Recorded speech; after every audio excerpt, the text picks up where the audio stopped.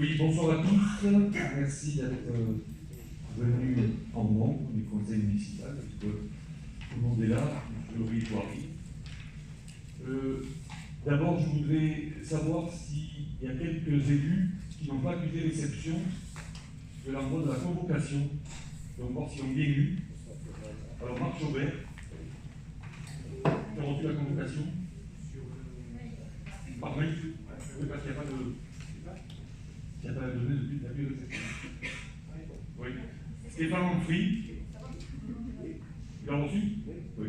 Pensez donc à accusé réception. Serge Albertini, pas toujours le souci. Simon Bossarieux, Isabelle Seine, Sabine Lévy. Merci. Donc, vous avez dans votre dossier, qu'on vous a mis sur la table, il y a des modifications que vous voyez en rouge, hein, par rapport à la note de synthèse que vous avez reçue. Donc le rapport numéro 1 de l'approbation des procès-verbaux des 10 et 17 juillet. Sur le procès-verbal du 10, est-ce qu'il y a des remarques, des questions? Non. Qui est contre? Qui s'abstient? Merci. Sur le conseil municipal, le procès-verbal du 17 juillet.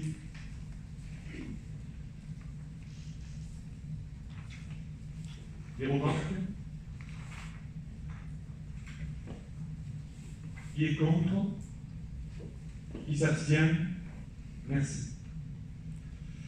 Le point numéro 2, c'est une modification d'une délibération. Donc là, c'est au point 9. C'est une fin de phrase qui a été rajoutée sur l'ensemble du territoire de la commune. Donc, alinéa 15. Donc vous l'avez en page 2 de la note de synthèse. Et juste la modification qu'il y a à apporter. Puisqu'on est allé voter au dernier conseil de délégation. Des questions? Qui est contre? Donc c'est contre. Très bien. Ok.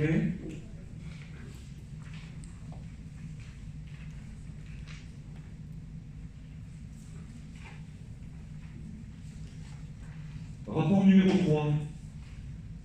Désignation des administrateurs à l'EHPAD. Donc vous savez qu'il y a 2 personnes désignées en fonction de leurs compétences dans la chaîne d'intervention de l'établissement ou en matière d'action sociale ou médico-sociale. Donc je vous propose les candidatures de Muriel Binsky et Gilbert Marignan. La durée du mandat des membres du conseil d'administration est fixée à 3 ans et ce mandat est renouvelable. Qui est contre ces candidatures? Qui s'abstient? Merci.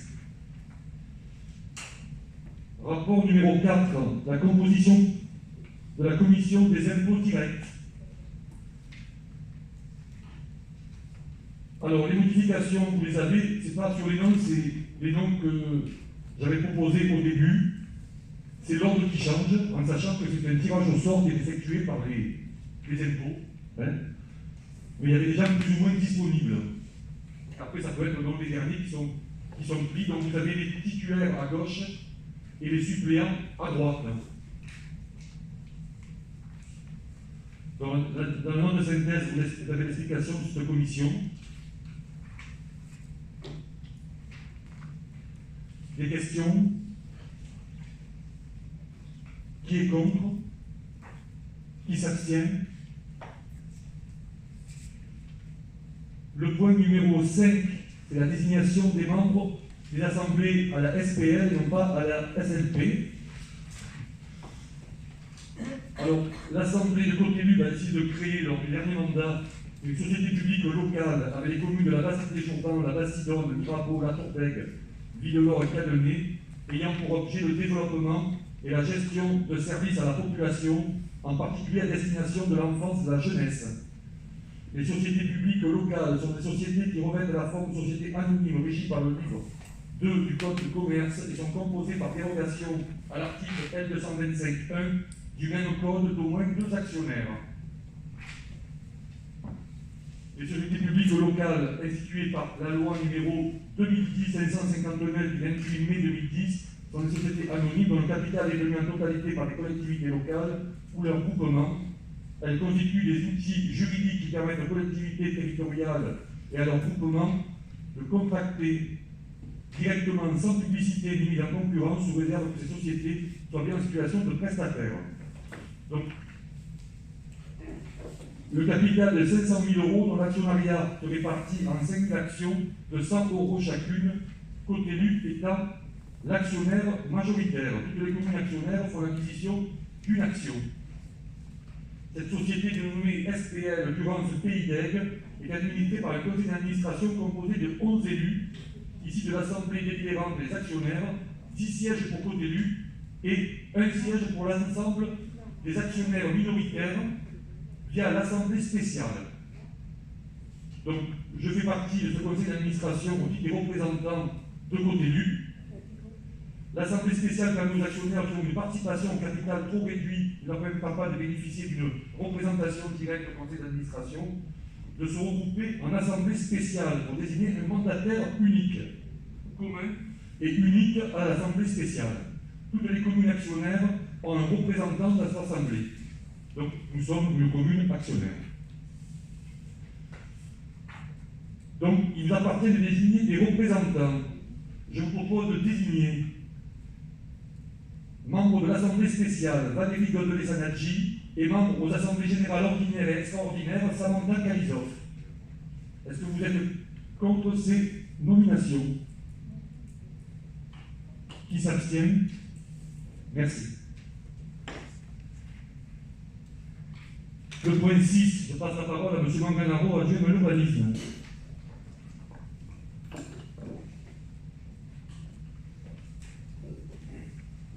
Bonsoir tout le monde. Donc, comme vous avez pu voir sur la note de synthèse, nous allons lancer une opération de façade. Nous avons déjà travaillé depuis plus d'1 an. Il a été fait un recensement avec l'état des lieux sur les façades actuelles. Il y a déjà eu des courriers qui sont partis pour recenser et pour informer la population. Et ça devrait être mis en place à partir du mois d'octobre. Sachez que, pour résumer, ce n'est pas uniquement une opération de façade. Le bureau d'études va aider aussi les Calésiens à améliorer leur habitat, les renvoyer vers des subventions d'État pour pouvoir isoler leur maison et améliorer leur habitat, même s'ils ne font pas partie du périmètre. Alors si on vous dit ouais, mais moi je ne fais pas partie, c'est pas vrai, ils peuvent venir. Il y aura des permanences qui seront faites en mairie une fois par mois, il faudra venir, s'inscrire et on pourra les aider. Voilà, donc c'est une opération qui sera lancée à partir du mois d'octobre. On a envoyé déjà pas mal de courriers, on a eu beaucoup de réponses, il y a beaucoup de personnes qui sont intéressées dans le périmètre. Et donc voilà, si vous avez des questions à ce sujet. Oui. Donc du coup, tu dis qu'il y a pas mal de monde qui ont répondu. Donc nous, on avait plusieurs questions. On se demandait comment vous allez faire l'attribution. Alors en fait, ça va être le premier arrivé pour les services. D'accord. Voilà. On ne va pas faire du tri, on va essayer déjà les façades les plus abîmées. Okay. Voilà, ceux qui ont bien par exemple des mobiliers ou juste une peinture sur la façade, on va demander d'attendre un peu. On va essayer de prioriser déjà les façades les plus abîmées. Et c'est les premiers arrivés qui seront les plus sages. Donc pour toi, alors c'est 12 000 € par an, puisque c'est 30 000 €. Voilà, c'est une situation de. On va l'avoir sur ce dossier-là.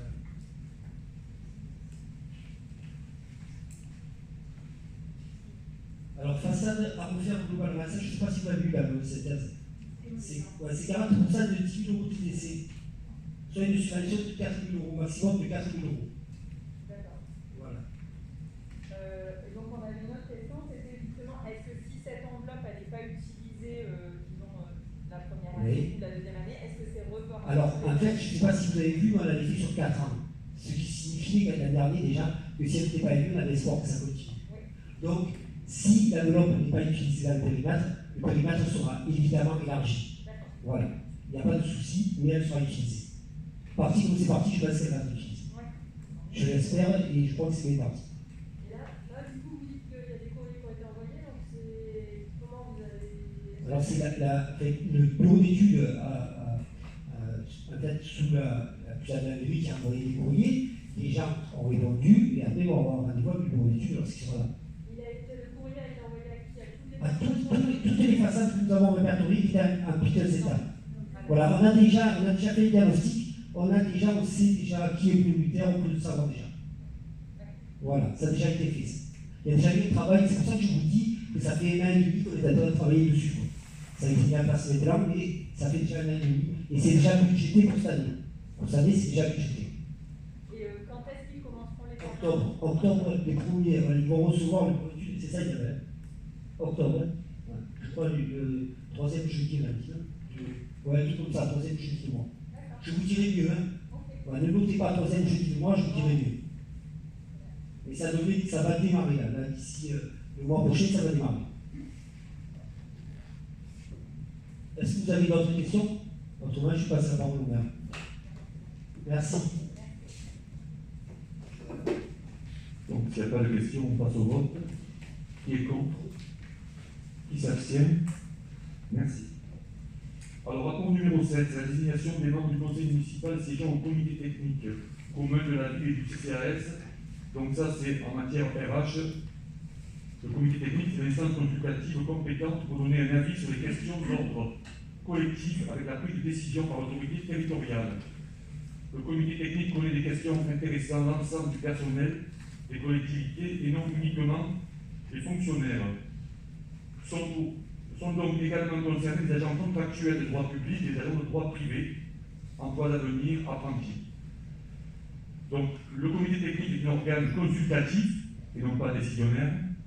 Il s'exerce le droit de la participation des agents territoriaux pour la détermination collective des conditions de travail.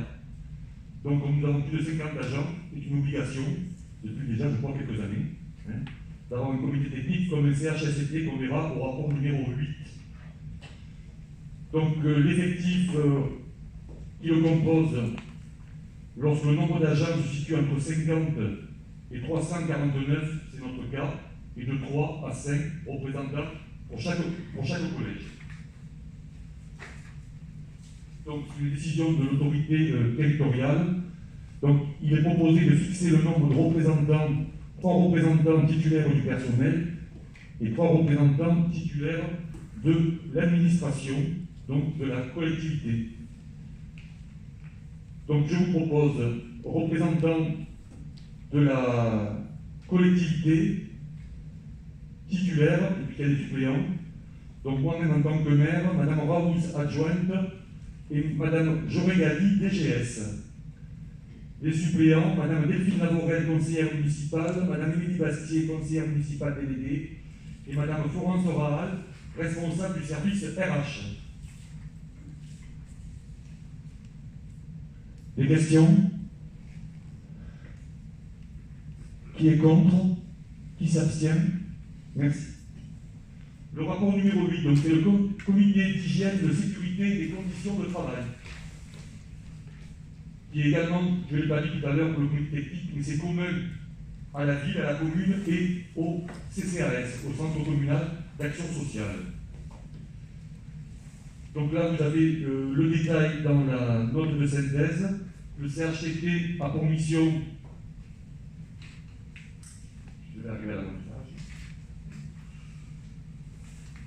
contribuer à la protection de la santé physique et mentale et de la sécurité des agents et du personnel mis à la disposition de l'autorité territoriale et placé sous la responsabilité par une entreprise extérieure, contribuer à l'amélioration des conditions de travail, notamment en vue de faciliter l'accès des femmes à tous les emplois et de répondre aux problèmes liés à la maternité, veiller à l'observation des prescriptions légales prises en ces matières. Donc je vous propose, au niveau de la collectivité en titulaire, donc moi-même en tant que maire, Valérie Boisdard en tant qu'adjointe, Madame Joregali en tant que DGS, et pour la collectivité en suppléant, Madame Bastier, conseillère municipale déléguée, Madame Nicole Bois-Courrousse comme adjointe, et Madame Florence Rahal comme responsable RH. Des questions? Qui est contre? Qui s'abstient? Merci. Le rapport numéro 9, c'est la modification de poste permanent dans le tableau des effectifs. Donc là, c'est la commune a créé un poste permanent à temps complet dans le cadre d'emploi d'adjoint technique par délibération 90-2017 en date du 27-11-2017. Ce poste est actuellement vacant. Considérant qu'un agent des services techniques a été retenu par une mobilité interne sur un autre poste, donc je vous propose de procéder au recrutement d'un agent contractuel sur le poste numéro 51 sur une période maximum de 6 mois. Ce dernier sera rémunéré sur la base de la grille indiciaire du grade d'adjoint technique en fonction de ses compétences et de son expérience. D'autre part, un poste permanent à temps complet a été ouvert dans le grade d'adjoint administratif, principal deuxième classe par délibération du 14-12-2009, le poste 6. L'agent occupant ce poste vient d'être retenu par le jury pour occuper un nouveau poste au sein de la collectivité. Dans l'attente d'un recrutement d'un fonctionnaire, je vous propose de recruter un agent contractuel sur une période maximum de 6 mois. Ce poste initialement ouvert dans le grade d'adjoint administratif principal de deuxième classe limite le recrutement à un seul grade. Aussi, il apparaît nécessaire d'élargir le code numéro 6 à l'ensemble du cadre d'emploi, soit au grade d'adjoint principal de deuxième classe, d'adjoint principal de première classe, pour faciliter le futur recrutement. Voilà, donc je vais demander de m'autoriser à modifier le poste numéro 6 en élargissant le recrutement à tout le cadre d'emploi et de l'autoriser à fixer la rémunération des contractuels, si besoin en fonction des compétences et de l'expérience des candidats. Des questions? Oui. Je comprends bien qu'il faut ouvrir le grade pour avoir plus de possibilités de questions. Est-ce que ça a une incidence financière notamment adjoint principal première classe Oui, il y a une incidence, mais à la baisse. Au niveau, voilà. Parce que c'est des gens qui vont avoir une mobilité interne, donc déjà un poste à la mairie, qui vont prendre des postes de personnes, d'agents partant à la retraite. Donc voilà, donc au niveau, ils vont démarrer cela, donc la rémunération sera bien évidemment plus faible que les personnes qui vont remplacer. Est-ce qu'il y a d'autres questions? Qui est contre? Qui s'abstient? Merci. Le rapport numéro 10, je passe la parole à Mme Boisgard-Radieux dans la culture. Bonsoir, vous m'entendez? Ça va? La DRAC propose une subvention cette année par rapport aux conditions sanitaires. Donc la bibliothèque envisage d'acquérir un complément de la dotation actuelle pour 1 440,48 € TTC, soit 1 365,39 €, des livres de gros caractère, des BD jeunesse et des romans adultes de nouveauté. Vous avez des questions? Oui, pardon. Nous, quand on a regardé l'annexe, le dossier pour la DRAC, le dossier de demande de subvention, on a vu apparaître du coup qu'il y aurait des partenariats avec le Grand Ménage de Printemps et avec la Garance. Oui. Il y avait la Garance. Et moi, en tout cas, alors moi je ne suis pas dans votre commission culture, mais c'est vrai que dans les comptes rendus de commission culture, j'ai bien rien vu apparaître à ce sujet. Du coup, je voulais savoir si vous pouvez nous en parler un peu davantage. Alors, je pense qu'on va le faire dans les questions diverses, parce que là, c'est pas voilà. Si vous voulez, après, pour les questions diverses au niveau de la culture, parce que c'est pas au niveau de la DRAC, ça n'a rien à voir, quoi. Ça apparaissait dans le dossier de demande de subvention à la DRAC. Non, répond parce que dans les questions diverses, il n'y a pas de questions sur la... Voilà, je vous réponds. Les subventions qu'on va demander à la DRAC, c'est par rapport à... C'est par rapport à... Non, mais dans le dossier de demande de subvention dans la DRAC, il parle du fait qu'il y a des partenariats qui vont être créés avec, vous parlez avec la Garance et avec le Grand Ménage. La Garance, c'est une convention qui est déjà existante depuis des années. D'accord. Voilà. C'est donc, ça qui... où on a avec eux une convention pour 2 pièces de théâtre. D'accord. On choisit tous les ans, c'est le 10 octobre cette année. Donc, n'est invité que l'adjointe et le responsable de service. Ok. Voilà. Donc, le choix n'est pas fait, c'est le 10 octobre. C'est une convention qui existe depuis des années. D'accord. Voilà. Et par rapport au Grand Ménage de Printemps, il va y avoir aussi un partenariat. Alors, le partenariat il existe déjà. La seule chose, c'est qu'il faut savoir le montant de la subvention qu'on va leur donner. J'ai eu une réunion la semaine dernière et ça doit être discuté discuter en réunion généralement déjà, et en commission après pour élaborer de partenariats qu'on doit y faire. D'accord. Voilà. Merci. Ça va? Oui, Bien oui. répondu. Alors, je vais redonner la parole à monsieur le maire. Pas d'autres questions? Qui est contre? Qui s'abstient? Merci.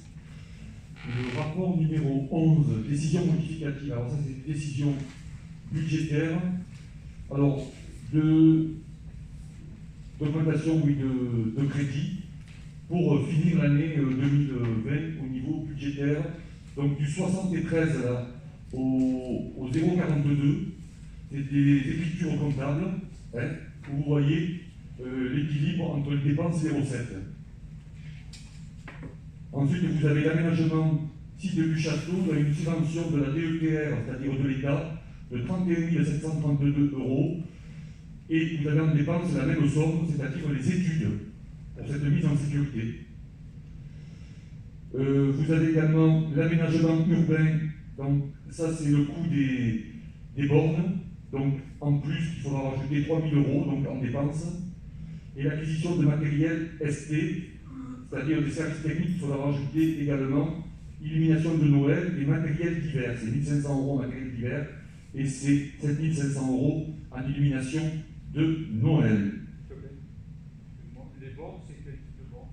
C'est les bornes qu'on nous casse chaque fois, qu'il faut réparer. Voilà. Création de la tambour, là. L'acquisition de matériel et autres, donc le logiciel du paiement en ligne, 7 280 €, c'est pour le paiement en ligne cantine, hein, puisqu'on le met en place. Et 4 000 €, c'est le tri à la cantine également.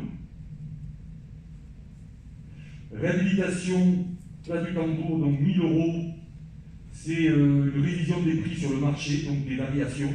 Donc il faut rajouter 1 000 € au budget.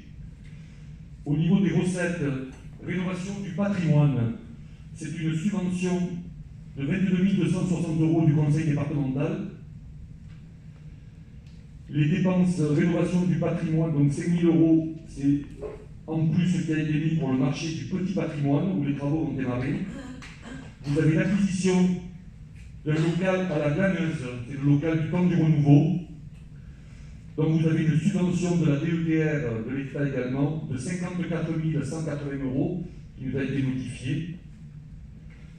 Voirie communale, donc il y a une subvention également de 9 105 €, une subvention du contrat de ruralité de l'État également. Et les dépenses de 56 265 en voirie communale, c'est de participation à divers travaux. Total de section d'investissement, donc on a rajouté 118 357 € et en fonctionnement 540 €. La fameuse suivante, c'est le département qui vend les locaux. Oui, tous les locaux, donc nous on était locataires pour le temps du renouveau de ce local. Et puis les artisans qui sont autour également doivent acheter. Je pense que chacun va acheter son local où ils sont actuellement locataires. Des questions? Qui est contre? Qui s'abstient? Merci. Donc je repasse la parole à Mme Boiga pour la convention de location de la laiterie pour l'école de musique de Loris.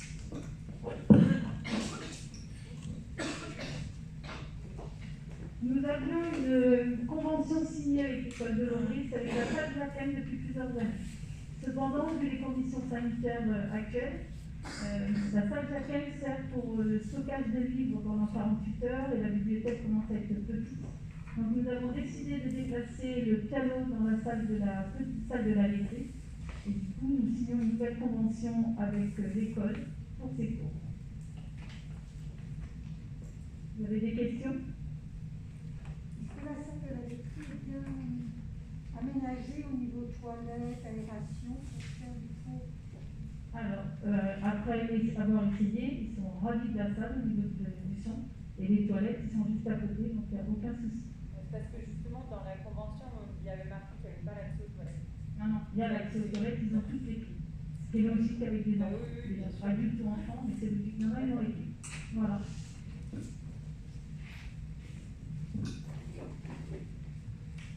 D'autres questions?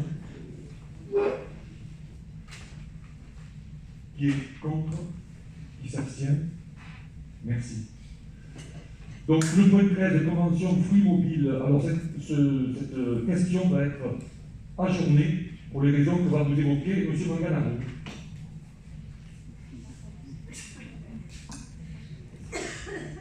Donc, on a été sollicité par Free, parce qu'en fait, le problème qui se passe aujourd'hui à l'heure actuelle, c'est que Free passe par Orange et ils vont perdre leur antenne, ils vont plus pouvoir passer par Orange. Donc, on a été sollicité par Free pour mettre notre antenne à Cadenet. On a débattu en réunion urbanisme, donc ça a été dans l'ensemble, ça a été bien accepté. Mais par contre, on n'a pas voulu le mettre ce soir, je vais vous dire pourquoi. Parce qu'en fait, on a voulu informer la population avant. On ne voulait pas le voter de suite. On voulait informer la population et on le votera la prochaine fois. Voilà. C'est le respect des délais normaux. Oui. Voilà. En fait. Non, on aurait pu le voter là ce soir. On aurait pu le passer et le voter ce soir. On a décidé de faire notre droit et de le laisser, de informer la population. Voilà. Moi, du coup, j'ai des questions quand même par rapport à l'implantation. Je ne sais pas si. Est-ce que si on peut poser des questions quand même sur par rapport à... Alors, la question est ajournée, mais vas-y, pose ta question. Sur la parcelle, c'est dans le PLU, c'est une parcelle NF3. Donc, si je ne me trompe pas, c'est pas constructible normalement, ça veut dire qu'il y aura un changement dans le PLU. Non, il n'y aura pas de révision de PLU, parce que pour eux, on peut faire des exceptions. D'accord. Il n'y aura pas de révision de PLU. Voilà. Et je profite de vous dire, on a demandé de nous faire savoir un impact. Et donc, on a déjà reçu le résultat pour savoir ce que ça va donner. Pour les autres et tout, on a déjà reçu le résultat, mais c'est trop pris, je ne peux pas vous en parler encore. Ok? Dès que ça sera plus approfondi, on vous en parlera. Donc, cette question est ajournée pour le prochain conseil municipal. Le rapport 14, le changement de nom du collège de Cadenet. Alors, je pensais que c'était simple, mais ce n'est pas si simple que ça. Donc, j'ai proposé à la famille Tamizier, à Jackie et à ses enfants, d'appeler donc le collège Le Luberon, Michel Tamizier. Ça me paraissait symbolique, vu qu'il a été très longtemps principal du collège. Sans oublier, bien sûr, qu'il a été maire pendant 2 mandats et conseiller départemental pendant 3 mandats. Donc, vu que ça appartient au département, et il me faut l'avis également du collège et du conseil municipal. Donc, au prochain conseil d'administration du collège, Stéphane Amphrey fera noter donc, si le conseil d'administration est d'accord pour qu'on appelle ce collège Michel Tamizier. Moi, je vais vous le demander ce soir. Et j'ai un petit souci avec le conseil départemental. Donc, j'ai contacté le président, Maurice Chabert, par intermédiaire également de Suzanne Boucher, qui est conseillère départementale. Alors, je vous dis ce qu'elle écrit. Le président qui m'a donné donc un accord de principe de rebaptiser le collège, un point de droit qui nous oblige à attendre 5 ans après le décès de la personne choisie. C'est une circulaire du 28 janvier 1988 qui prévoit que pour conserver à la notion d'hommage public toute sa valeur, ce caractère d'hommage public ne concerne en principe que les personnalités décédées depuis au moins 5 ans. Cette circulaire est en application de l'article L421-24 du Code de l'éducation nationale portant sur le changement de dénomination de l'établissement. Donc tu vas recevoir un courrier dans ce sens, ce que j'ai reçu, ce courrier. Donc j'ai adressé aujourd'hui, j'ai également contacté Jean-François Lovisolo qui siège avec nous en tant que conseiller communautaire à côté de lui et qui appuiera notre demande auprès du préfet, lui. Donc, Monsieur le Président, j'ai bien reçu votre courrier en date du 18 septembre dernier concernant la demande de dénomination du collège Michel Tamizier. J'ai bien noté vos observations et après renseignement pris, il ressort que Monsieur Tamizier n'était plus élu depuis 2015. Le fascicule 207-20, dirigeant territorial question vie d'une commune précise qu'il n'y a pas de délai. Un arrêt du TA de 2017 mentionne de veiller au principe de neutralité. L'usage est un droit publié et donc opposable au tiers. Pour ces motifs, je vous remercie de bien vouloir revoir votre position et vous réitère ma demande. Voilà. Donc j'attends, elle est partie aujourd'hui, j'attends la réponse et je vais également contacter le préfet, parce que s'il y a quelqu'un qui peut s'y opposer, c'est le préfet. Donc avec Jean-François Lovisolo, je vais contacter le préfet pour qu'on puisse au plus vite faire cette inauguration de ce collège. Oui, Stéphane. Le préfet étant mon supérieur hiérarchique, je ne peux pas soumettre au CA cette question tant que le préfet ne sait pas. Oh, d'accord, tu le feras, oui, dès qu'il a donné son avis. Voilà. D'accord. Donc, est-ce que vous avez des questions? Donc, je vais vous demander donc, de voter ce soir pour que le collège de Luberon s'appelle le collège Michel Camizier. On gardera le Luberon, mais ça sera le collège Michel Camizier, puis il est prévu une inauguration un peu dans le ton que Michel aurait aimé. Qui est contre? Qui s'abstient? J'en profite également, j'ai rajouté à l'ordre du jour le docteur Raymond Guet à 100 ans le 11 décembre. J'ai proposé à la famille d'appeler le rond-point des Lavandes, hein, le rond-point Raymond Guet. Voilà. Donc, je peux attendre le prochain conseil municipal, mais j'aimerais avoir votre accord pour pouvoir faire les démarches. Là, c'est plus facile parce que c'est du secteur communal, donc on n'a pas à faire intervenir sur le conseil départemental. En sachant également qu'il a été médecin des pompiers, hein, et que les pompiers participeront également, j'en avais parlé avec Jean-Robert Barthélémy. Il est où ce contrat de la base? C'est le rond-point de la route de Lomarin, voilà, Lomarin et à Loris. Vers où il habite, quoi. Juste une petite remarque, mais sur le principe, ça serait chouette qu'un jour on choisisse un nom féminin aussi d'une cadécienne Ah ben, à l'occasion. s'il y a une qualité qui a 100 ans, c'est bon, pas de souci. Oui, non, pas de souci. Pardon. Oui, on a une petite début d'énerve, ça s'appelle la rue Marie-Magdeleine Signoret. Ouais. Non, non, mais là, il n'y a aucun problème. Oui. Donc, est-ce que sur le principe, même si on fait voter lors du prochain conseil pour que ça soit inscrit donc, en délibération, est-ce que qui est contre sur le principe? Qui s'abstient? Après, je ne comprends pas qu'on puisse voter sur quelque chose qui n'est pas à l'ordre du jour. Donc là, on en parle, ça ne me dérange pas, hein, sur le principe. Je parle de principe, je ne parle pas de délibération. Voilà. Donc ça ne me dérange pas de l'inscrire au projet. C'est pour aller plus vite. Comme j'aimerais le faire le 12, il est né le 11. Hein. Donc si je préfère qu'on le fasse en janvier ou en février, c'est une question de calendrier. C'est pour essayer d'aller plus vite, quoi. J'avais omis de le mettre. Mais quand on parle de Michel Camizier, c'est l'occasion de parler de Raymond Guet. Et là, voilà, la déclaration, si tu veux attendre le prochain conseil, moi ça ne me gêne pas du tout. C'est pour aller plus vite dans les démarches, quoi. Non, mais c'était sur le principe que c'était pas à l'ordre du jour, et là, en fait, ça ne me dérange pas dans ce cadre-là. Par contre, sur la suite, il y a d'autres points qui posent question, justement, et donc, si on accepte un, on va devoir accepter les autres.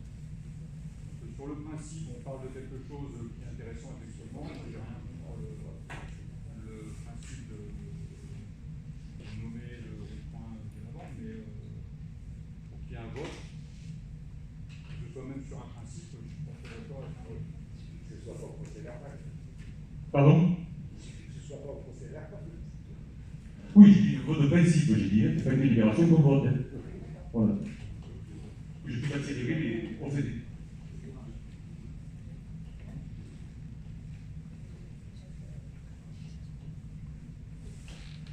Bon, très bien. Le rapport 15, formation des élus, donc vous savez qu'il y a un vote budgétaire qui est destiné à la formation des élus, vous avez déjà reçu, alors je vous rappelle quand même que n'intervenez pas directement auprès du formateur, quel qu'il soit, passez par la DGS pour vous inscrire à des formations. Donc j'ai reçu très peu de monde pour l'instant. Hein? Ah ben c'était, oui, les thèmes, par contre, si vous voulez plus de détails, là oui, appelez le centre de formation. C'est ce qu'on a fait, on a fait. Voilà. Mais du coup, ne vous inscrivez pas parce que c'est la caisse des dépôts qui paye les formations et il faut mettre le dossier en mairie. Voilà. Et si vous voulez avoir des renseignements, oui. Oui. Moi, je regardais un peu, j'ai une question. Est-ce qu'il faut faire module 1, module 2, module 3, module 4 ou est-ce qu'on peut faire que le 3 ou que le... Ah non, tu parles de module qui intéresse. Oui, oui. Donc c'est un montant égal à 2% des années de fonction, en vous rappelant que la première année pour les adjoints, il y a des formations obligatoires. Donc rapprochez-vous de la DGS pour voir ce qui est obligatoire.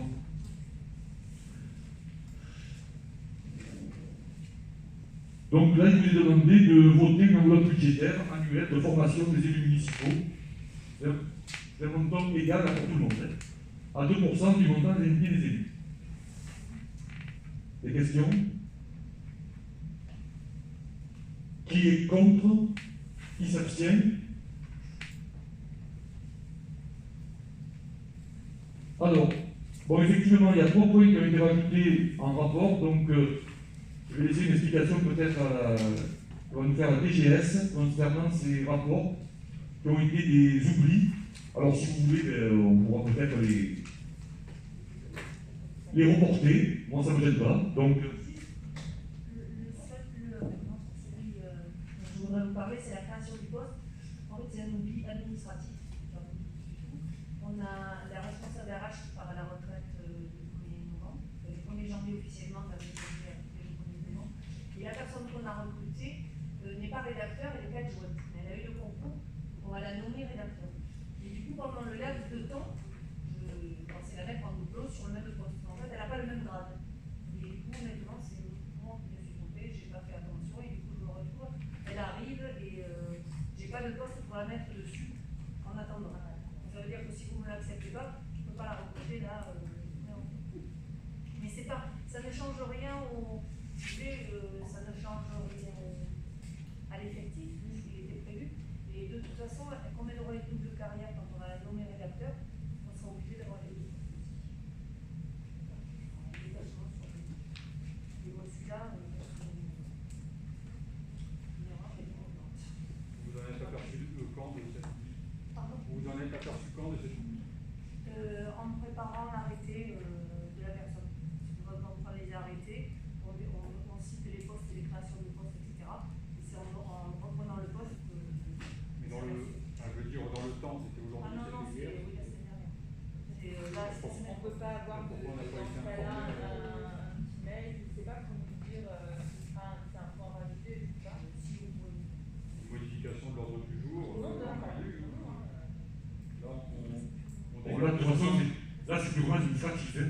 Donc, vous pouvez le lire, le rapport 16, je pense qu'il ne fait pas 3 pages, donc c'est assez rapide au niveau de la lecture. Je veux bien reporter le rapport 17 et le 18. Hein. Pour une prochaine fois, si on peut se dire que si on le voit entre le temps où l'ordre du jour est envoyé. Envoyer une mail à tous les élus. Voilà, Ouais. on puisse le préparer au moins. Bon, ben, à l'avenir, on fera ça, donc on rajoutera des points, on vous enverra dès que... Donc, on ajourne le rapport 17 et le rapport 18. Hein. Par contre, je mets au vote le rapport 16. Qui est contre? Qui s'abstient? Merci.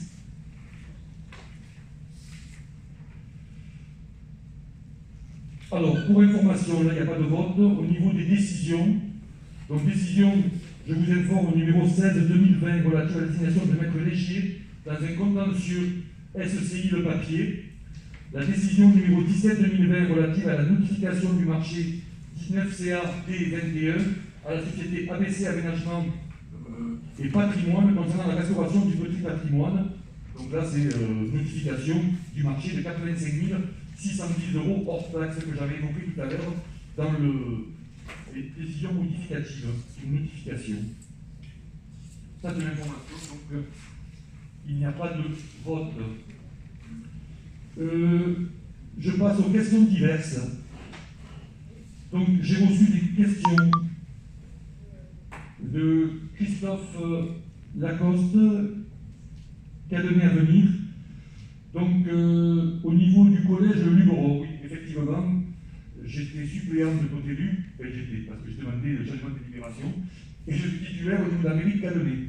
Donc, c'est un conseiller communautaire qui va me remplacer, et je vais demander au président de mettre Valérie Grange à ma place comme suppléante du président, puisque c'est le président qui est titulaire et à la Tordeg et à Cadenet au niveau des collèges. Oui. Au passage, il n'y a pas de rapport entre l'existence d'une section d'éducation spécialisée qui n'en est pas une en fait, puisque c'est une classe d'intégration, et la composition du conseil d'administration qui dépend uniquement du nombre d'élèves. Ah oui, c'est vrai que je vais peut-être vous lire la question avant d'y répondre, parce que moi je l'ai lu, mais pas tout le monde l'a lu. Donc voilà la question, c'est que... Merci Stéphane. Il y a une demande d'un membre de la municipalité. Absolument. Et c'est indépendant de l'existence d'une section. C'est 600, moins de 600, plus de 600. C'est ça qui fait la différence. Donc la question était, étant donné que le collège de Luberon comporte une section d'éducation spécialisée ULIS, le conseil d'administration doit être composé entre autres de 2 représentants de la commune ou de l'intercommunalité. Il semblerait donc qu'il y ait un représentant de la mairie et un représentant de côté élu. Nous interrogeons sur le fait que vous soyez titulaire du premier et suppléant du deuxième. Est-ce normal? Non. Et voilà, on en a discuté. On en a discuté, tout à fait. C'est pas drôle. Tout à fait. Alors, la question numéro 2, nous avions demandé que soit inséré dans le bulletin municipal de Tambour un coupon d'inscription au registre communal des personnes âgées ou handicapées et vulnérables, prévu par la loi numéro 2004-626 du 30 juin 2004, ce qui a été fait. Nous aimerions savoir s'il y a eu des nouvelles inscriptions sur ce registre via ce coupon ou via notre moyen. Donc, je vais passer la parole à l'adjointe au social, François Droz. Il y a eu 2 inscriptions. Donc, on a été inscrits sur le registre. La préfecture a demandé à ce que la commune réactive donc, ce registre, ce qui est fait. Donc, la semaine dernière, l'assistance sociale a appelé toutes les personnes répertoriées sur ce registre. Et il demandait également, donc j'ai envoyé samedi un mail à la commission affaires sociales pour participer et faire les autres personnes issues. De 60 à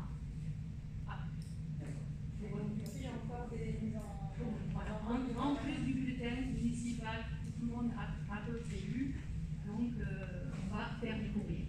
Donc un courrier a été fait avec la fiche d'inscription. On va adresser nommément à ces personnes-là. Oui, mais justement dans ton mail, tu demandais de l'être compatible. Oui. Je me demande si demain matin, il y a encore besoin. Oui, il y a besoin. Oui, de 9h à 11h.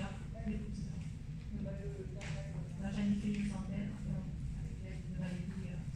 Voilà. Donc il y a besoin d'une main-d'œuvre. Et du coup, pour faire ces envois aux personnes de plus de 50 ans, vous êtes appuyé sur Non, le bulletin d'inscription qui a été mis dans le bulletin municipal, et on a fait un courrier relatant la demande de la préfecture, de la demande de l'application de ce registre, et voilà, bien du part de téléphoner au CCAS.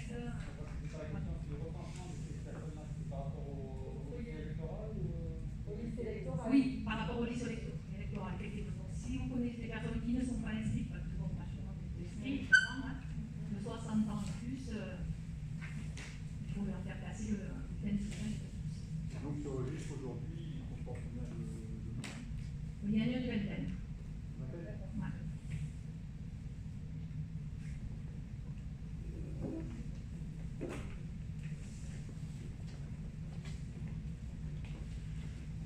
Donc la troisième question qui avait été posée, nous avons noté que depuis la nouvelle mandature, les conseils municipaux étant filmés, nous aimerions savoir dans quel but est-il prévu qu'ils soient diffusés, archivés, consultables.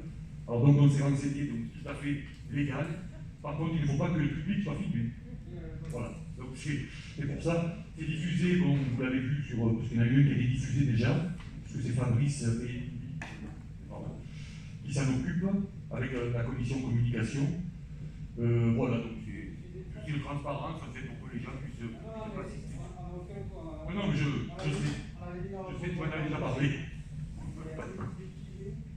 Pardon? Où est-ce que c'est diffusé? Alors, c'est diffusé sur la page Facebook de la mairie.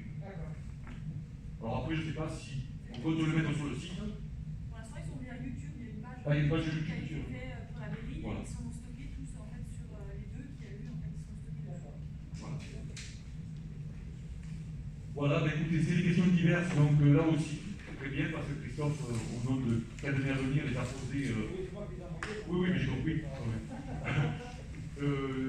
Donc, je vais demander également à tous les conseillers municipaux et également les adjoints, les questions diverses, si on peut les avoir. En général, le conseil est un lundi soir, donc si on peut les avoir le jeudi soir maximum, qu'on puisse au moins le vendredi faire des recherches pour répondre à vos questions. Et d'ici. Oui. Écoutez, l'ordre du jour est épuisé. Oui. C'est un petit mot de côté libre. Ah pardon, non. Et non, l'ordre du jour n'est pas épuisé parce qu'il y a encore pas mal de. Il y a encore deux questions, pardon. Excusez-moi. Donc les référents des quartiers, le projet avance très très bien. Donc je passe la parole à Émilie Bastier, pardon. Merci, bonsoir à tous. Alors, donc, comme on l'avait informé, on va lancer d'ici la fin de l'année le référent par quartier. Donc, je vous rappelle que le contexte du dispositif a été discuté et mis sur pied dans la commission démocratie participative avec Valérie Baudet-Sanati. Et après, la suite a été prise en charge par la commission communication, donc pour tout ce qui est préparation des flyers, le site internet et donc le lancement du dispositif. Donc, suite aux dernières informations, les trinômes nous ont donné les dates pour les premières rencontres. Elles vont toutes se tenir sur le mois de novembre et une début décembre. Donc là, aujourd'hui, ce que je vais faire, c'est que je vais remettre les dépliants, donc les flyers qui ont été personnalisés pour chaque quartier. Et comme c'était convenu, il faut que les trinômes se chargent de les mettre dans les boîtes aux lettres de leur quartier, idéalement à peu près 3 semaines avant les rencontres. D'accord ? Donc il faut savoir aussi qu'il y aura une information dans le journal qui va expliquer le dispositif. Et avant chaque réunion de rencontre de quartier, l'annonce également de la date et du lieu pour chaque quartier sera marquée également dans la presse. Il y aura également une communication sur la page Facebook et la page internet est déjà lancée. Sur la page internet, si vous voulez jeter un œil, il y a un plan interactif des quartiers qui est vraiment très bien fait et donc qui a été fait par Samuel à la communication et qui permet justement de manière très interactive de voir les quartiers qui sont colorés rue par rue et de pouvoir situer qui est le référent par quartier, dans quelle rue et la date des rencontres. Donc c'est en fait un résumé, on va dire, interactif de ce qui va être distribué de manière papier auprès des administrés. Donc on a préparé un petit guide pour que les rencontres se déroulent de manière homogène et qu'on ait un petit peu tous la même approche auprès de tous les Cadnéciens, peu importe le quartier dont on est en charge. Donc je vous l'enverrai après la séance.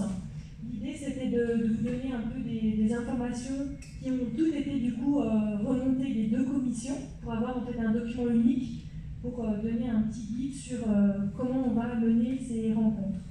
Alors c'est les premières, donc l'idée c'est aussi d'être visible. Donc on a mis en place, on a créé des oriflammes qui ont été utilisées déjà au niveau des associations. Elles sont disponibles via Laurent Gouin, donc si vous souhaitez, même je vous conseille de les réserver. On a fait en sorte que sur les dates, tout le monde puisse avoir au moins une oriflamme pour baliser l'emplacement de la rencontre. Pareil, il y a certaines réunions qui sont le long de, par exemple au ferrage, qui sont le long des ferrages, si elles besoin de sécuriser en mettant 2 barrières. Vous pouvez aussi contacter les services techniques pour sécuriser le côté de la rencontre. Donc ça, c'est au niveau logistique pour la préparation et l'organisation de ces rencontres. Donc pour l'animation, l'idée c'est déjà de refaire une petite présentation des élus du trinôme et puis après par la suite de faire un petit tour de table si les administrés veulent également se présenter, parce qu'on ne connaît pas forcément tout le monde dans notre quartier. Et après c'est de rappeler brièvement le dispositif tel qu'il a été défini avec l'objectif, le projet et de voir quels sont les avantages, quelle est la valeur ajoutée qu'on peut apporter nous en étant plus proche des Cadnéciens, donc dans les quartiers. Ensuite, un petit mot justement sur les interactions qui se font en trinôme. L'idée, c'est que ça soit une période d'échange. Alors, on ne peut pas avoir toutes les réponses dès les premières interactions, évidemment. Donc là, on voit bien qu'il y a des anciens, mais il y a aussi des nouveaux élus. Donc, on n'a pas forcément la réponse à tout. Donc, l'idée également, c'est de vous donner un petit tableau qui permet de réorienter certaines demandes directement auprès des Cadnéciens pour toutes les demandes qui sont fonctionnelles et on va dire urgentes ou au jour le jour. Donc il va falloir bien distinguer 2 types de demandes et de besoins ou de problématiques qui vont émerger de ces rendez-vous. Donc la première, ça va être les demandes ou problématiques qui sont liées au quartier. et qui sont liés au projet sur lequel on a été élu et les projets qui sont en train d'être développés.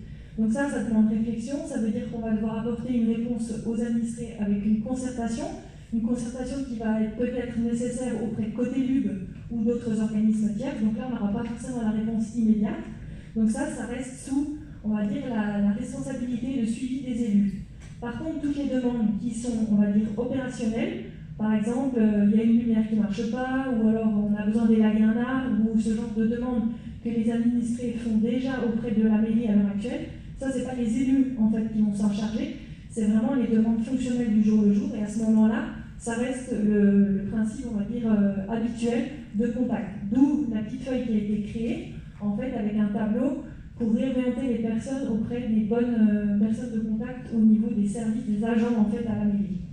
Donc tout ça c'est marqué dans le petit guide que je vais vous envoyer. Il y a également une information, une liste générale sur les projets en cours dans les délégations. Donc lisez bien les comptes rendus de chaque commission, ça vous permettra de savoir aussi les projets qui sont en train d'être mis sur pied, si vous avez des questions à ce sujet-là.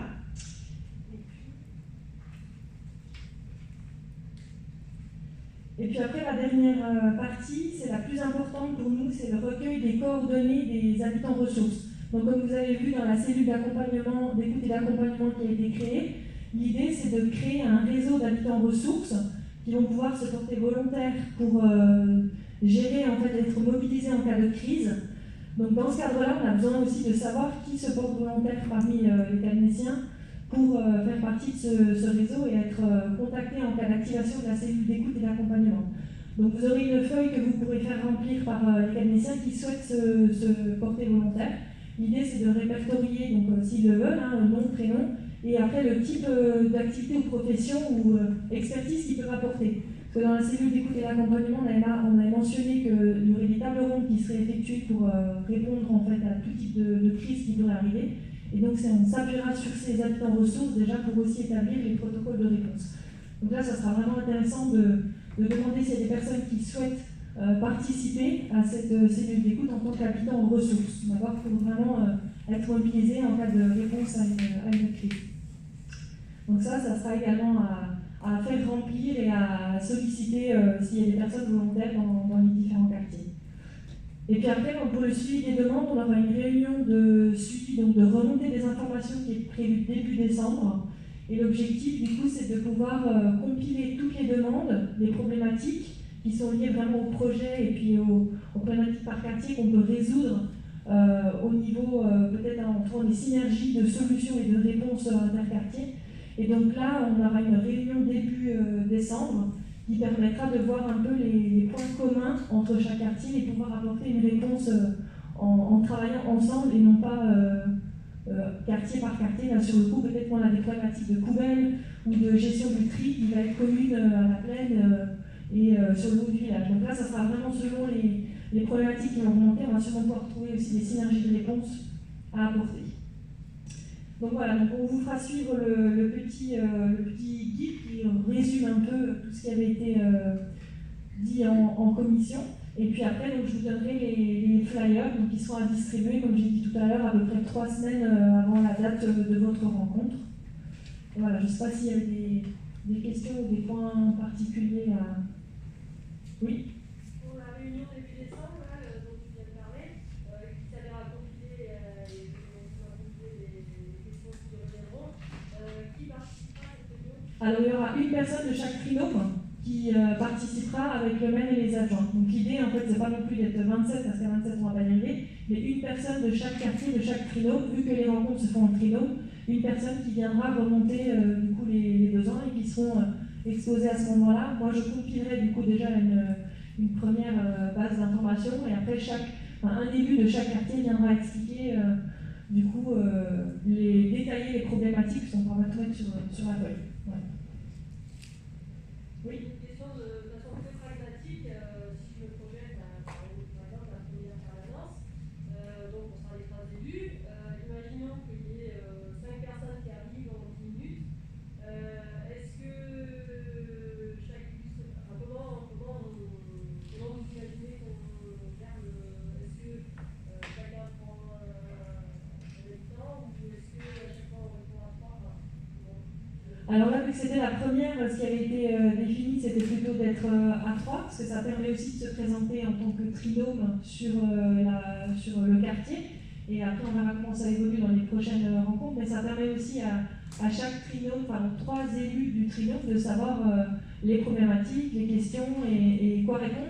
Et après, on est toujours plus complet en répondant à 3 qu'en répondant tout seul. Donc l'idée, c'est un trinôme qui est dans le quartier, mais ce n'est pas un élu. Donc là, l'idée, c'était aussi, quand on a créé les trinômes, d'avoir une personne résidente dans le quartier, et après une autre, pas forcément. Donc on ait justement cette complémentarité. Ah bah, ici, ça se fait comme ça, mais moi, dans mon quartier, on fait différemment. Donc c'est pour ça que le conseil principal, c'est de rester en trinôme pour avoir aussi apprendre des questions et puis compléter le cas échéant. Et s'il y a plusieurs habitants en même temps, on les fait attendre. Bon, après, c'est une première rencontre. Si on a foule, tant mieux, ça veut dire qu'on a bien communiqué et qu'on attire pas mal de questions.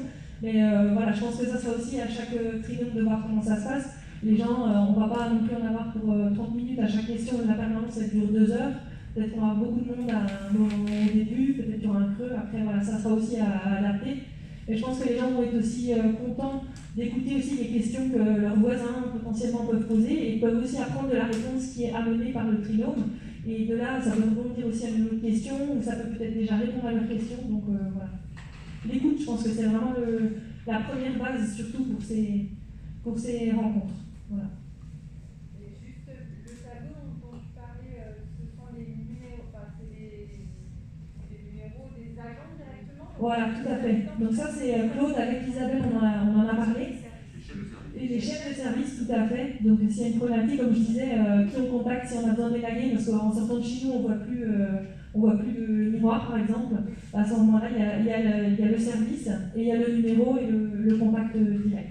Parce que ça, toutes les questions qui sont opérationnelles, ça c'est pas politique, ça n'a pas besoin de passer par les élus directement. Nous, par contre, après on prend note parce que ça nous permet aussi de voir le type de demande qu'on a et puis de mesurer un peu après si c'est beaucoup de demandes opérationnelles ou c'est aussi sur du projet et du long terme et de la réflexion sur des problématiques un peu plus conséquentes. D'autres questions? Non? Merci.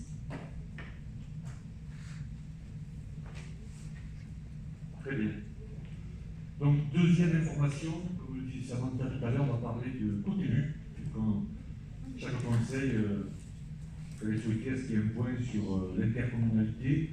Alors, en sachant que nous sommes 6 élus à siéger à côté élu, donc avec moi, il y a Samantha, il y a Valérie, Marc, Joubert, Marc, Duval et Émilie. Nous sommes donc les représentants de Calonné au conseil communautaire. Donc nous en sommes pour l'instant au stade des séminaires pour préparer la gouvernance et le projet de territoire. Donc on avance, mais on n'a pas encore vraiment mis en place des groupes de travail, même si certains commencent à se créer. Donc en sachant qu'au niveau des compétences, c'est sur l'environnement plus sélectif hors ménagère, la petite enfance et la jeunesse qui seront gérées à l'intérieur de la SPL, comme on l'a évoqué tout à l'heure. Il y a également le tourisme, qui est une compétence intercommunale, et il y a au niveau économique, toutes les zones artisanales, notamment, et économie. Donc tout cela est géré également par l'intercommunalité. Voilà donc les principales compétences. Il y en a d'autres, des moins importantes au niveau de côté élu. Donc je vais laisser la parole un peu à mes collègues élus avec moi, pour qu'ils disent un peu leurs sentiments sur ce début de mandat. Bon, je vous dis, ça n'a pas encore vraiment démarré parce qu'on est en pleine réflexion sur le projet de territoire qui n'a pas encore été défini. Je suis vice-président de l'animation territoriale. Donc j'ai en charge la partie tourisme, la partie subvention aux associations qui ont un attrait avec les compétences de côté élu, bien évidemment. Et également, je travaille également avec Jean-François Le Bisolo qui lui a toute la partie économique avec lui, donc le tourisme et l'action économique, c'est quand même étroitement lié. Voilà, et donc je passe la parole, on va commencer par Marc. Alors d'abord une question. Par rapport justement à ta vice-présidente, je vais y travailler avec, je vais mettre des groupes de travail. Donc j'ai commencé par un groupe de travail que je suis en train de mettre sur pied sur l'Office du tourisme, puisqu'on gère l'Office du tourisme intercommunal. Donc là aussi, il y a pas mal de choses à revoir. Donc je vais créer un premier groupe de travail. Quand le projet de territoire sera fait, il y a le schéma de développement économique qui ne sera pas lié à ma délégation, mais moi je vais le schéma de développement touristique qui va être lié à ma délégation. Donc là aussi, il y aura un groupe de travail des élus communautaires qui va travailler sur ce schéma de développement touristique. Et j'aimerais l'étendre dans le cadre également de démocratie participative, où j'en ai parlé au président, l'étendre également un peu à des personnes référentes au niveau tourisme, qui ne sont pas forcément élus, mais travailler également avec des personnes extérieures au conseil communautaire. Voilà. Donc après, on a le projet des 7 lacs à Beaumont de Pertuis, mais là, on va y travailler. On a le parc Acrobranche qui est entre La Tourdaigue et également Beaumont. Donc là aussi, domaine du Grand Vallon, sur lequel on va travailler. Et puis on travaille tout ce qui est pistes cyclables, etc. Là, je travaille avec l'économie à ce niveau-là. Voilà. Et également la mobilité, avec Catherine Serra, qui est adjointe à la mobilité, qui est pas adjointe, vice-présidente, pardon. Voilà, donc ça se met en place, mais pour l'instant, tant que le projet de territoire n'est pas vraiment construit, n'est pas vraiment affiné, n'est pas vraiment voté, on ne pourra pas développer encore les commissions. Bonsoir. Donc, comme l'a dit Jean-Marc, pour l'instant, on est dans la réflexion sur le projet de territoire. Une chose qui est intéressante, c'est qu'une réflexion qui est encadrée par un cabinet politique qui nous aide à réfléchir et à définir collectivement le projet de territoire. C'est bien une démarche participative et l'ensemble des élus des communes participent activement à ces réflexions. Donc ça commence à se dessiner, mais on est encore loin de la précision. Autre chose, c'est qu'aujourd'hui, il y a vraiment, pour l'instant, si la gouvernance n'est pas définie, il y a vraiment une grosse ouverture sur l'ensemble des idées, et tout le monde peut s'exprimer, et on a le sentiment d'être écouté. Donc ça, c'est quelque chose de très important. Après, on prend également des positions dans les différents moments qu'on peut avoir au sein de l'intercommunalité. Par exemple, moi, je suis membre du CHESECOM, qui est le système de traitement des déchets, de collecte centralisée des déchets, auquel adhèrent plusieurs intercommunalités. Donc, on prend la position au sein de COTEU pour réfléchir à l'évolution de l'ensemble du projet. Voilà, donc c'est très enrichissant et on travaille tous collectivement. Je n'ai pas grand-chose à rajouter, en fait, mis à part que je trouve qu'il y a quand même une bonne disponibilité et volonté de la part de tous les élus communautaires. À chaque réunion, on a été plus d'une 35, voire 40.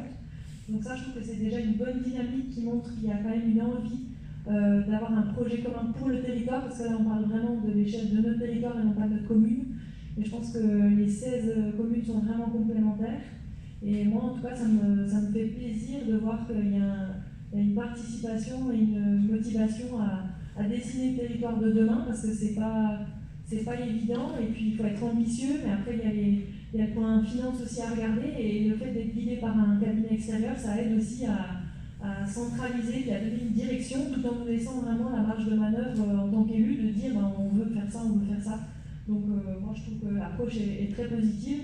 Après voilà, il faut qu'on avance un petit peu plus pour que le projet se décide de manière plus précise, mais comme j'ai l'habitude de dire, il ne faut pas mettre la charrue avant les bœufs, donc il faut mieux faire les choses dans l'ordre et pas se précipiter, il faut que tout le monde soit dans la même direction plutôt que d'aller trop vite et puis après laisser des communes sur le côté. Donc voilà ce que j'avais juste rajouté. Bonsoir. Je pense que Marc a bien résumé l'éthique de Politicon, donc ce cabinet d'expertise qui n'est pas non plus dans ses premiers constats, puisqu'il a travaillé pour beaucoup d'autres intercommunalités. Concernant la démarche de contenu, c'est bien, donc il y a des choses qui évoluent. Il y a une bonne démarche participative, on aimerait peut-être que ça dure un petit peu plus longtemps concernant la définition de certains points, mais on est obligé aussi d'aller vite pour prendre des décisions assez rapidement pour pouvoir se positionner. Voilà. En tous les cas, il y a une bonne initiative, une bonne dynamique et la répartition des postes a eu une nouvelle coloration, donc intéressante, porteuse et dynamique. Ça, c'était important pour Côte-de-Lugue et en l'occurrence pour nous. Et en ce qui me concerne, normalement, puisque ça a été acté par le président, je vais être, moi, auprès de Côte-de-Lugue, référent là, pour le gymnase de Cadenet. Voilà. On a déjà pas mal de soucis. Et on va essayer de définir une fiche poste pour savoir qui fait quoi. Voilà. Et bien sûr, essayer aussi d'avoir pour les associations une permanence sur le week-end pour ceux et celles qui voudraient organiser des manifestations. Bon, je vais mettre le numéro de téléphone de Pierre, parce que, pour tout ce qui est travaux et autres, je sais qu'il est disponible, donc c'est bon, on va très bien. Ouais.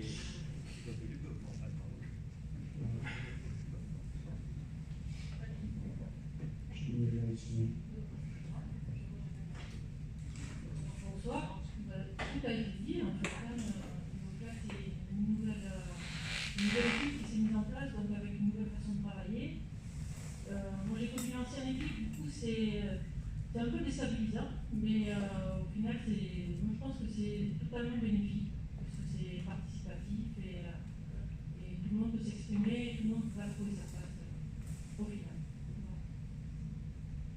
Ok, bon, merci. J'ai rien de plus à rajouter. Effectivement, c'est très intéressant de travailler avec Politicom pour la création de ce projet de territoire. Je suis très contente de pouvoir y participer et je veux juste rajouter que moi, je suis suppléante pour représenter Côte-de-Lugue au SMAVD. Et là aussi, c'est pareil, c'est un organisme que je connaissais de nom, évidemment, mais c'est très intéressant, ça vous donne plein de perspectives et voilà. Quand vous aurez des choses à vous rapporter, n'hésitez pas à le faire. Voilà. Très bien. Et moi, je peux témoigner donc les élus communautaires participent à tous les séminaires, ils sont très présents pour les représentants de Cadenet. C'est très bien, je crois, pour le village. La difficulté qu'on a, c'est d'avoir vraiment l'esprit communautaire quand on est là-bas et de ne pas toujours penser en fonction de Cadenet. Mais enfin, bon, avec un peu de temps, on devrait y arriver. Voilà, je crois que cette fois, j'arrive à la fin de cet ordre du jour. Je vous remercie de votre présence et je vous dis bonne fin de soirée. Merci. Ah oui, je voulais juste ajouter qu'il y a le Festival Vivant en ce moment, pardon. Le Festival Vivant qui est coordonné par le maquis, dont il y a le TV Festival qui est dans le cadre du Vivant aussi. Et samedi, il y a le marché paysan qui fête ses 30 ans et il y a une visite de la ferme de Gaëtan, une petite conférence ce soir et la semaine prochaine une conférence de Vilaine Morel à Cadenet. Est-ce qu'on a eu des informations pour être sur le site ou la page Facebook? Oui. Normalement, oui, je pense. Sinon, l'envoyer au service com. Alors, vous pouvez envoyer le lien. Ok, merci.